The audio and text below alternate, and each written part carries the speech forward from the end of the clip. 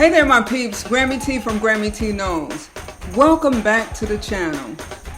In today's video, I'm going to be sharing with you the Photoshop 2024 updates.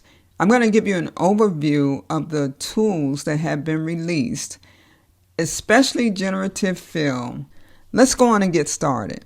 The first thing you want to do is make sure that you have updated to the 2024 version, and you're going to see that here or right here, Photoshop 2024.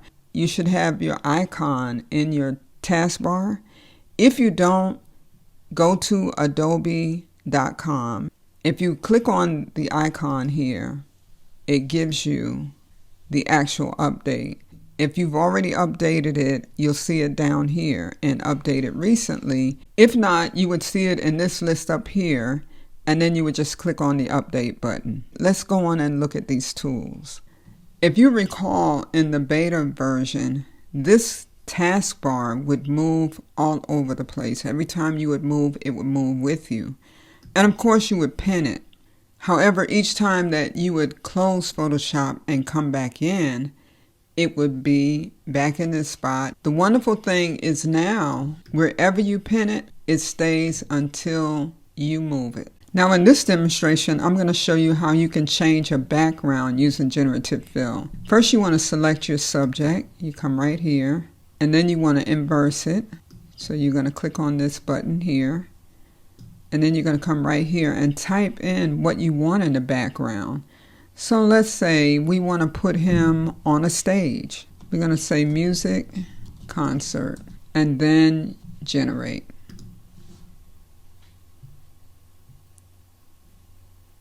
And it put him right on a stage. That's your first option, and always know that you're going to get 3 options. This is your first, this is your second one, and this is your third one. So I'm not a fan of that one at all. Always know that if you're not happy, you can generate again. So we're going to choose this one. Another update is Generative Expand, which allows you to expand an image. And we are actually going to go to the crop tool. And then you want to make sure that you're right here on Generative Expand. As you can see, there are other options here. So you would make sure that's checked. And then you expand it out to where you want it to be. And then you don't want to put a prompt in there. You're just going to come right here to generate. Okay, and this did pretty well. All right. That's your first option, option 2, and option 3. And always remember, if you're not happy with the 3 options, you can always generate again.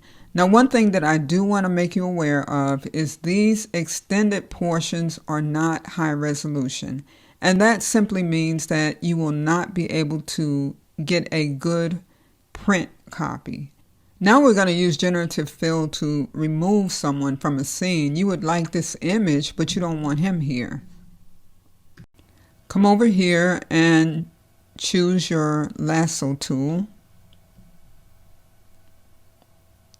Then make a selection around him.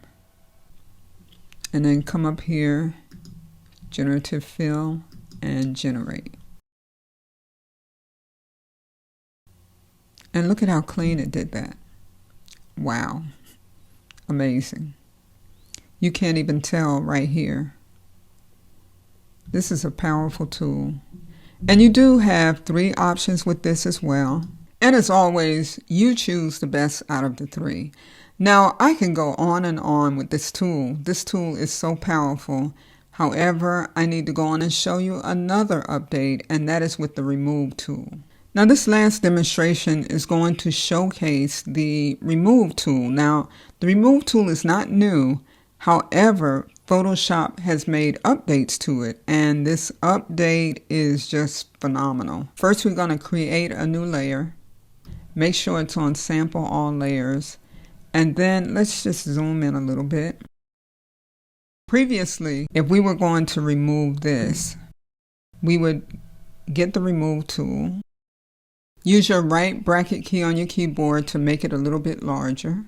And you would come in and begin to paint over the entire portion that you want removed. You would end up with good results. Sometimes you may have to clean up a little bit more. Let's go on and look at the update of this tool. In the updated version, you're just going to circle around the area you want removed, and then you release it, and the tool does the heavy lifting for you.